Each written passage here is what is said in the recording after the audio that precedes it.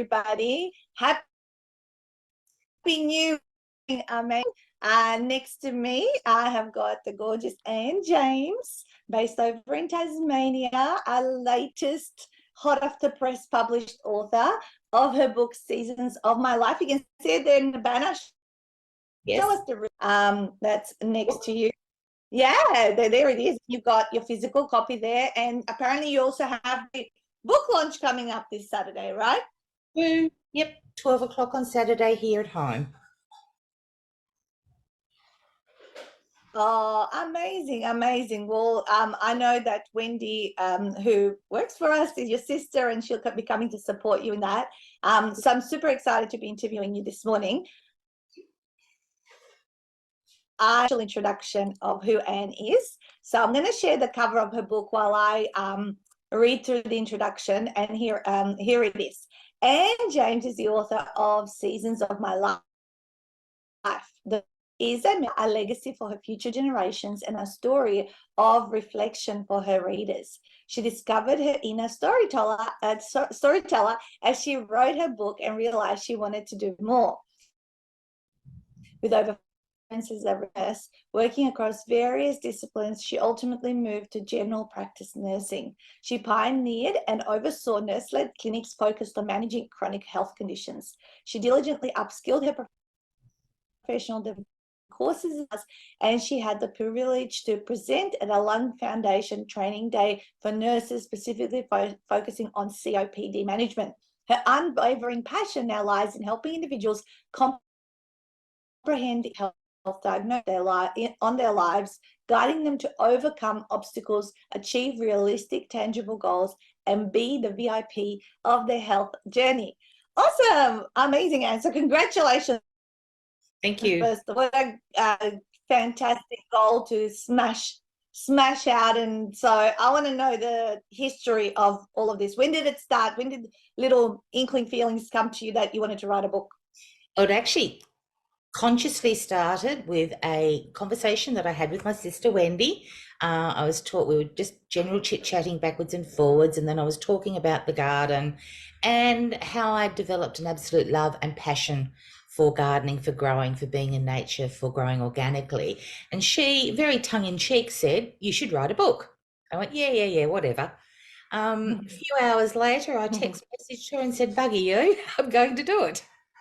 And I actually started that evening, morphed overnight, because I actually thought I was going to be writing about gardening, but it morphed overnight to a memoir, because I wanted to honour a pledge that I'd made to my mother.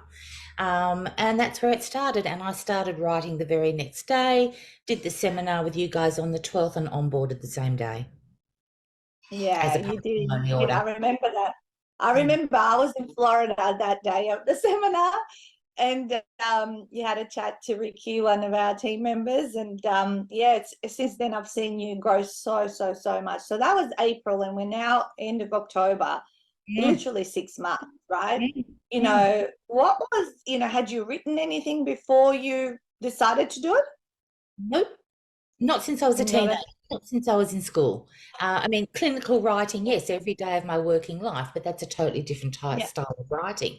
So yes, I'd written every day, but very clinically. But I was a prolific reader, and my mum was a writer, and I used to proofread all of her writing all the time as well. Yeah, amazing, amazing. Wendy's watching live, and Dora. So good morning, guys. Those of you that are on live, please write down live or replay if you're watching this, after the fact. And if you're watching it through a different platform, just stay tuned and keep having a listen of what. So tell us now, what's the book? Seasons of My Life. Obviously, it is a memoir. So why? What's it about? Tell us a little bit more what the reader would get through it is from. my story set against the 4 seasons. So I denoted spring as between birth and 20, summer as 20, 40, autumn 40, 60, and winter 60-ish onwards. And of course, I'm now in the winter of my life, which I think is probably the most joyful of all. Not that they haven't all been joyful, but it's the most joyful of all. I wanted to pick out, I wanted to talk about home, family, values, growing up in a village, and then how through various defining moments through those seasons, I used the values that were taught to me and I lived by to go through the challenges and the changes, the celebrations, the losses, um, and talking about my inner self-reliance and resilience through all of that. So that's how I Mm. premised it. And it is a story, as I said, a pledge, a legacy for my family, my future generations, and also a story that other readers can reflect on their own lives.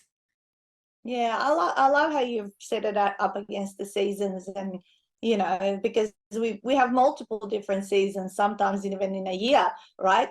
And but it's very interesting how different stages of your life, and every season has its beauty of how we see it. That's beautiful, and that's where you talk about it's never too late to explore or rediscover passions, and this is kind of something that you really what did they say? What's that saying? You took to it like duck to water. Is that the I saying? took it like a duck takes to water. I've been on a huge and continue to go on a huge learning curve.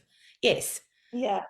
Mm. Yeah, amazing. And from I remember the early month or two, it was just like I just want to write this book, and now, and the last 3 or 4 months is you've been on every support call, and you have really developed your speaker bio. Like, there's some of the intentions. What are some of the intentions, I guess, now that this new passion has evolved?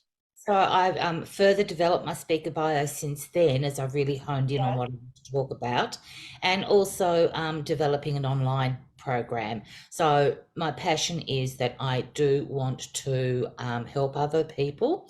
So to be the VIP and thrive beyond the challenges of chronic disease, chronic illness. It's a difference as to how you perceive it. Chronic disease is the biomedical side of it, or the clinical side of it. Chronic illness yeah, is how the person feels, particularly at their worst through those. So helping them through the things that I've lived through myself, because I live with chronic conditions. And there's another one in the making as well. Yay me. But it's yeah, how I went through the emotions. So I sat on the other side of the desk, so to speak, yeah, and the emotions, gaining the knowledge, finding that your needs matter, which is my mantra, that your voice matters, so to speak up and to engage, and then to realize that you are actually the VIP. And that saying comes from when I was working, where I had one client in particular, and the doctors were in despair over this particular client, and this client was in despair as well and distress. And she was all about ready to give up. She was saying, I won't, I can't, it's too hard. And I sat her down and I said, but you've come to every one of these. And she would come along every 3 months. So we'd built up this rapport over 3 years. And I said to her, you know that this is for you. This is about you, and that you're actually the VIP. And I saw this light bulb come on. And I realized that what I had to offer was more than mm, beyond the clinical side of it. So that's how and that's how I always worked anyway. It's how I mm, always approached everything, both in home, work, and life. Mm. So yeah, that's where it came beautiful. from. Mm. And it's what Yeah, I amazing. want to do, because it's all sitting here, and it's been sitting here. And it's when I wrote the chapter on my own health journey that that's when that light bulb moment came on for me. Yeah, I love them, because so many of us also um don't think of ourselves as VIPs, No, and we are, and especially when there's a health condition where you're feeling down about yourself and all that kind of stuff. So I love the branding of it. Also, is very sexy, And when you say love the VIP of your life, meme to it, yeah, you to a T, sis. She says. it is me. Yeah, she's quite Amazing. right. Hmm. Yeah, yeah. That chapter is written with great attitude and humor. I love it. So, talk to me about the significance of storytelling. Why was it important to you, and what would you recommend to other people? Well, so the significance of there's a storyteller within all of us. I've always believed that, but it really came to the fore as I was writing this book and as we were going to all the calls and talking to people and then listening to other writers as well. There's another thing that I watch or do lessons through. It's called Masterclass. So the likes of Margaret Atwood and Dan Brown and James Patterson, and that there are we all have narratives or stories that we carry in our head, and they're like little treasure Mm. chests. They're Yeah. portals to our emotions. And when we recount those stories in whatever format, be it writing a book, writing a novel, doing poetry, setting it to music, on the stage, speaking, dancing, um, when we ignite emotions in our audience, that's a powerful moment, and our stories can lead to some remarkable changes and outcomes. So that's why it can transport us to different worlds, immerse us in different cultures, lets us walk in someone else's shoes, and can forge a Yeah. connection with someone we may never meet. And I believe that Yeah. the magic lies in the resonance your story has with your audience, and suddenly Mm. they can recognize themselves. Yeah, Yeah. so that's how I believe I stories. believe learn through stories, right?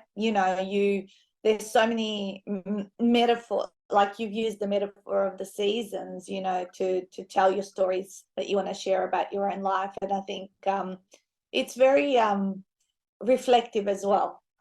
Was it cathartic for you? And It, absolutely. It was cathartic, as you said. I thought I had done all my healing, but yeah, I healed some more as I wrote. And I would just sit and I would just write. I didn't worry about how many mistakes I made on the page, what the grammar was like. I just dumped. And then I just would go back. But some of those were very, particularly when I did the chapters, I knew I had three very, very sad chapters to write. The first was in regards to my father. The second was in regards to my mum. Beautiful moments, wonderful people, loved them to pieces, but both are sadly passed. And then when I was mm, doing the chapter on our grandchildren, one of our grandchildren was stillborn. So that was very emotional as well. So when I started to right, write, I did Dad's story first because that was the first one to turn up in the book. Got up, I reckon I paced for about half an hour, and then I realised I just had to get down and do the other two. So I wrote all three chapters in one day. But they got the wow, emotion out. Yeah, and there was very little edit. Or I'd already done Mum's. Mum's was the narrative that we did for her eulogy. I actually wrote her story as a narrator and speaking as Mum, so that was done. Yeah, and I just added to it. So yeah, so and that healing, and then the healing around going through the divorce, finding love again with my darling Ian, and becoming stepmother to his three youngest children, who are the children of my autumn, and then going through my own health journey. So very healing in writing all of those. yeah. Oh, I can imagine. I mean, we've seen so many authors who do write about quite traumatic things or things like, that losses and, and that's where people can get stuck. But interesting strategy that you decided, I'm going to just do it all at once. And you probably didn't go back, yeah, through Mm. it a lot. You can let the editor go through and tidy it up and all that sort of stuff. And Yeah. when it came to that time with my copy editor, it was the only thing that she got me to focus on was to read it through the reader's eyes, not my eyes. So just to Mm, explain a few little backstories to it, so that they kind of got the yeah. gist of where I was, what it was about. But it was very much that journey. And yes, sad, but they are also very joyful and very healing as well. Yeah, yeah, I agree. I think pain and pleasure are intertwined, and you know, from there's always things that happen for us, not to us, and we learn from it. And it's the cycle of life is all, isn't it? Good morning to Janine, and people are sending you love hearts here. And so let's move into like you talk about inner resilience, and we talked about brought up the VIP of your health journey. So you have lived experience. You haven't just been the nurse who's supporting others through their chronic conditions. You are the person that lives with this. So what is it that you tap into? Give us, maybe, is this some of your content that's going to be in your next book? Is the next book actually going to be around The next book is clinic? around. It is, yep, it is. So it is around, yeah, being the VIP. So you are the VIP, and how Yeah. you can thrive Mm, despite the challenges. And everyone who is diagnosed with a chronic health condition slash chronic disease, and there's a myriad of them, can thrive and can live a normal life. Because a lot of people, when they're particularly with some of those that are potentially life limiting or life threatening, which is extremely scary, they can just want to give up. And you go through the whole guilt thing, the whole grief thing, the it's too hard. It's how do I do this? I don't understand. So, what should I do next? How do I tell my family? Should I speak to my work? What support is out there for me? Now, a lot of people find some of it. A lot of people really struggle and really struggle to connect. So it's about acknowledging those emotions, communication, getting knowledge, open communication, joining the support groups. What do I do when I travel? Yeah. Relationships and intimacy. So it's around all of that side of it because I have lived through all of that and I continue to live through that. But I Yeah. drew on my own self love, self care, self worth, self Yeah. reliance, and resilience. But I also acknowledged that I needed support and I needed to speak up and let other people know because to look at me, apart from the fact that me being a big girl, you wouldn't know. Or if you saw me walking around with a walking stick, you might think I'd broken my hip or had a hip surgery. But it's not. It's Yeah. because I get the wobbles up and I tend to fall over if I don't have it.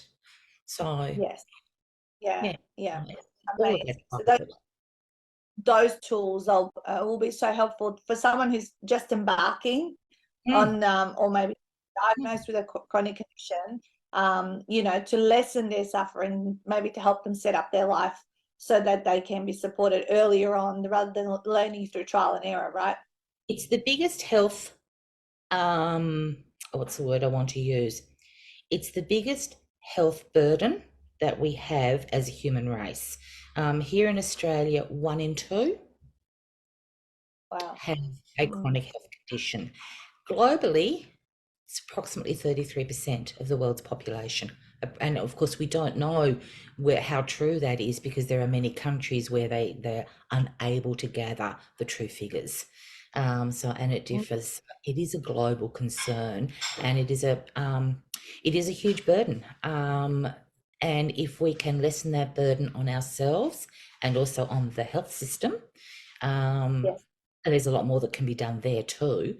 But I'm not going to get into that. I'm not interested in the politics. I'm interested in Yeah. helping the individual and People. all the families of individuals. Hmm. Yeah. Do people go undiagnosed with do they live with a health condition, chronic health condition with that? Yeah. Men more than women. Men are less likely to go to the doctor. Yeah. So a lot of people do. Now, the three biggest ones are diabetes, heart disease, arthritis, and COPD. Um, it's just because I'm getting older or I'm too scared to find out what may be wrong with me because it might change what happens. Mm. For me, what ultimately happened is I had to make the decision to retire from working life because of the fatigue and the brain fog. But it doesn't stop you being you. And in fact, I truly found myself after I did that even more. Mm. Yeah, and it's about, and I continue. I had a friend who just recently read my book, and she sent me a little note saying she loved the fact that I'd shared my life and was really disappointed when it ended because she wanted to know more. So I went back to her and I went, aha, but the journey is still going on and has really only just begun. Yeah, so Yeah. it's having that mindset and that attitude as well. Yeah. I think that also people, like if you write, when you write this next book, will help people identify maybe something's going on, but they can't put their finger on it, and Yes. that you can help bring more awareness and support to those people. Yeah, so I'll be talking general symptoms that you can have with chronic disease. I won't be talking clinical. It will not replace medical advice. It'll always, because that connection is always have an open communication with your healthcare team. So I will not do that ethically, morally. Yeah. It's not the right thing to do. Hmm. Yeah, of course, yeah. Because you're right. I can see and observe that men tend not to be as proactive towards their health, or they just soldier on, as they say. I You know. have many little gems of stories of blokes that have, when I was working, that would appear to the front counter, and I would happen to be out there or be called out there, and I would take one look at them. I go, with me. get them Mm. sorted out. I Well, haven't you love spoken it. about Dora's this? saying loved Dora's saying she's loved your book. Staying true to oneself is so important, and I live by this too. And yeah, I think you guys are like soul sisters. I think you definitely need to meet Dora in real life. That sounds I good. think you guys.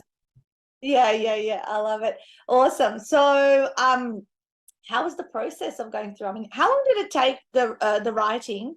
Like, you know how you said you had not written anything when you committed to joining us. How Mm. long did it take 0 to 40,000, however many words it ended up being? 30 something thousand. I can't remember. It's about around about the 35,000 mark. So from writing to sending the manuscript in, so I started writing on the 9th of April. I'd set a date of the 31st of August to have it in, but it was Yeah, in the end of June. So we then just went through the editing process, then layout and what have you, and working with Nick in the background. So very, very smooth process. And I found it yeah. easy. And the support was second to none from you, Mm. Stu, Viv, Julie, Nick, um, Wendy, yes, but we didn't use Wendy as part of the business. She was my sister, and so it was sister, and she was also one of my beta readers. So we Yeah, kept that separate, and we did that intentionally. Yeah, yeah. and the resources and the value, and I've learnt just so much from you guys. So thank you very much. And that process, I would say to anyone who is writing their book, whether they're doing it through the full retreat or they are publishing only, I guess intellectually, I knew how to do all the other side of it. I got the structure with Stu, which was amazing, and that really honed in, particularly on changing the name of my book. It was originally going to be called Garden of My Life, which was not what it was about at all. So this is what we came up with. But it was so, and anyone who's doing it, tap into every ounce of the support and the resources that are available to them.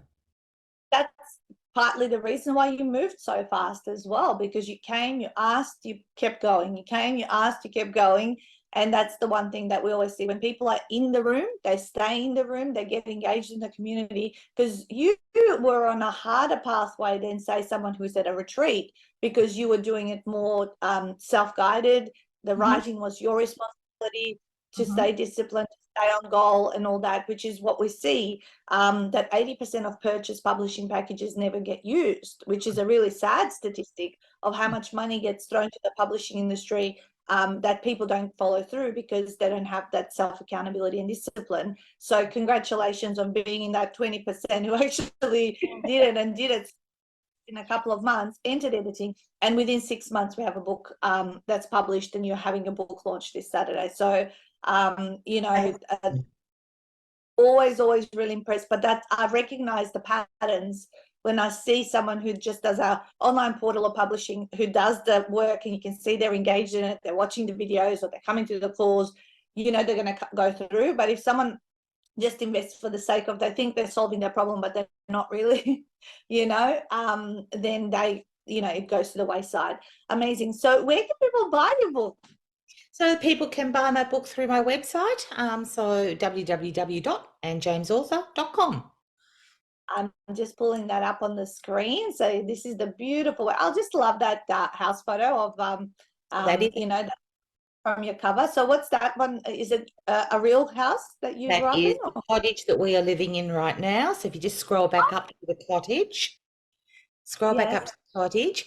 So as the audience are looking at it, that at the front of the house, the window on the far right, in the veranda, that's the window you can see behind me. Oh, very cool. I love it. Fence in And front of the door. was this painted by somebody? Yes, this was painted by an artist's name. I'm actually looking at the original, it's above me. His name is David Bleakley. He is a retired surgeon, and he bought the old schoolhouse up in Ross, which is just 15 minutes up the road.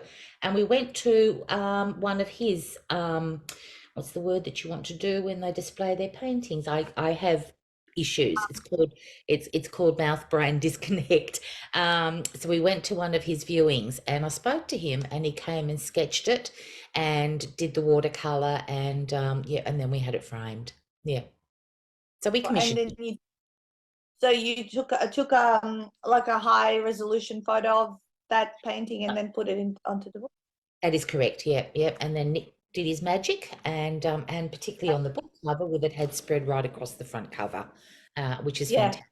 And it's called Rosebank I Cottage. I love it. I love it. How long have you been there? So we moved here on the 30th of July, 2021. We downsized Nice. house, so none of the children, who were all adults, had moved away, could move back in. So we went from 4 bedroom to 2 bedroom, but we upsized with the land. So we went from half an acre to an acre. Yeah, beautiful, beautiful. I think it's such a nice thing to connect, like this being such a personal memoir and life story, to kind of where you're at in your season right now.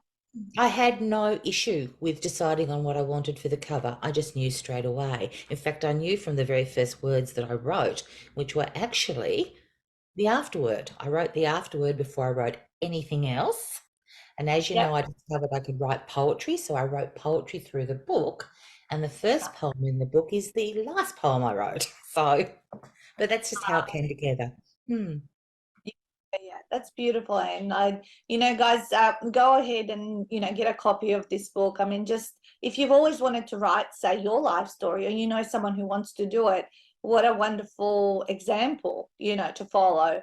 I think Anne has taught through this lovingly and with so much care. I just love how, you've really, I've felt you enjoying the journey, and I'm so, so super proud of you, and can't wait to see you write more, because it's lead the way for those people who want to do those memoirs, but also, the chronic illness, and conditions that you can, assist people with. I can't wait for stuff to really come out. So And congratulations. So Anne, author.com is the website. Sorry, did you want to add something?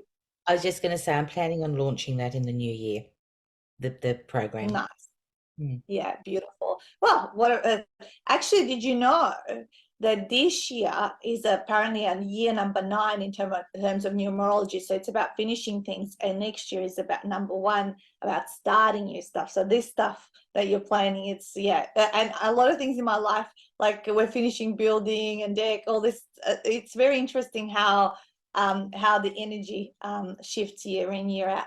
So, guys, Anne's book's also available on all your good online reseller stores. But if you offer to get it from her, you'll get it signed.